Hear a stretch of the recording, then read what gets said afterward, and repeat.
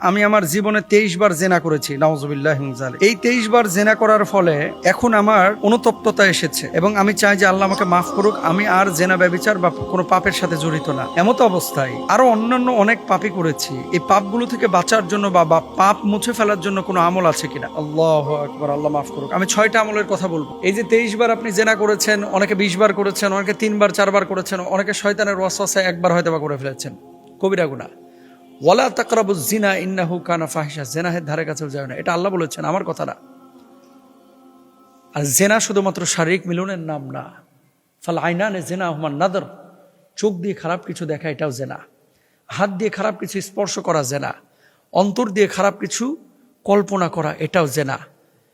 অনেক সময় আপনারা দেখা যাচ্ছে যে অবৈধ সম্পর্ক বা হারাম রিলেশনশিপে যখন জড়ায় ছেলে এবং মেয়েরা, আমরা হুজুর ডাইরেক্ট কোনো কিছু করি নাই, ইনডাইরেক্ট করেছি।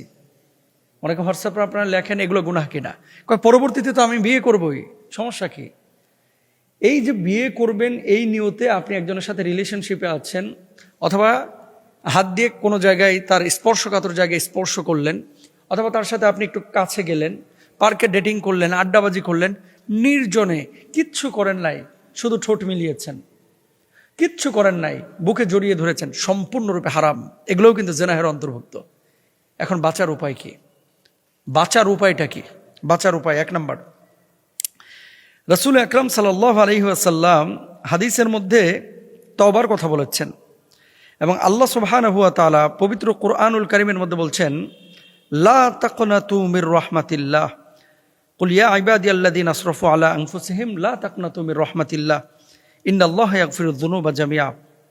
বলুন, হে আমার বান্দারা, যারা নিজেদের উপর জুলুম করেছো, গুনাহ করেছো, তোমরা আল্লাহর রহমত থেকে নিরাশ হয়ো না, নিশ্চয় আল্লাহ সব গুনাহ মাফ করে দেবেন। এখন জিনা করে ফেলেছেন আপনি, আর জীবনে এই ধরনের কোনো গুনাহ আপনি করবেন না। দৃঢ় সংকল্প যদি আপনি করতে পারেন যে আল্লাহ একবার ভুল করে ফেলেছি মাহবুদ, আর জীবনে এই পাপ আমি করব না, এইভাবে যদি আপনি কাম ব্যাক করতে পারেন, আপনি যদি রিটার্ন করতে পারেন, ফিরে আসতে পারেন, আর কখনো জীবন চলে যাবে কিন্তু আমি জিনা করব না, নিঃসন্দেহে আল্লাহ আপনাকে মাফ করবেন ইনশাআল্লাহ। মনে রাখবেন, একজন নর্তকী নারীকে, বুখারীর হাদিস, আল্লাহ সুবহানাহু ওয়া তাআলা মাফ করেছেন রাস্তার একটা কুকুরকে পানি পান করানোর জন্য।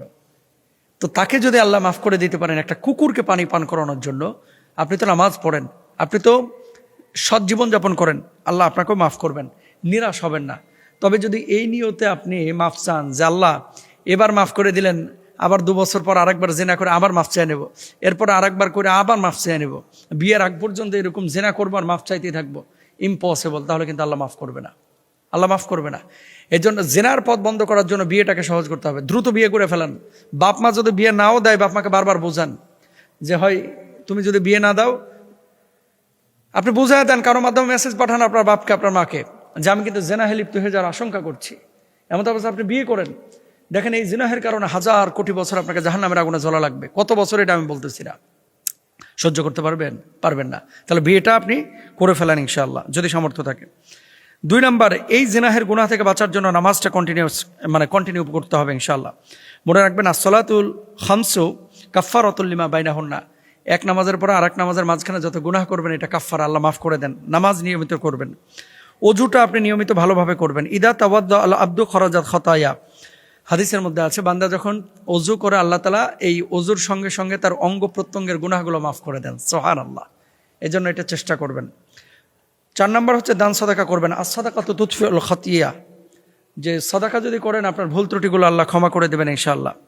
এরপরে মুসলমানদেরকে যে কষ্ট দেওয়া হয়, আপনার যদি রোগ বালাই হয় আর আপনি যদি বলেন যে আল্লাহ এই রোগ বালাইয়ের কারণে আপনি আমার গুনাহগুলো মাফ করে দেন, আল্লাহ তাআলা ক্ষমা করবেন। সুতরাং কষ্টে নিপতিত হলে আল্লাহকে অভিযোগ না করে শুকরিয়া আদায় করেন এবং গুনাহ থেকে মাফের চেষ্টা করেন ইনশাআল্লাহ। সবশেষ যে বিষয়টা, আল্লাহর কাছে কান্নাকাটি করা, ইস্তেগফার করা, ফিরে আসা, লজ্জিত হওয়া, অনুতপ্ত হওয়া, আল্লাহ মাফ করবেন ইনশাআল্লাহ। আল্লাহ বুঝদান করুক।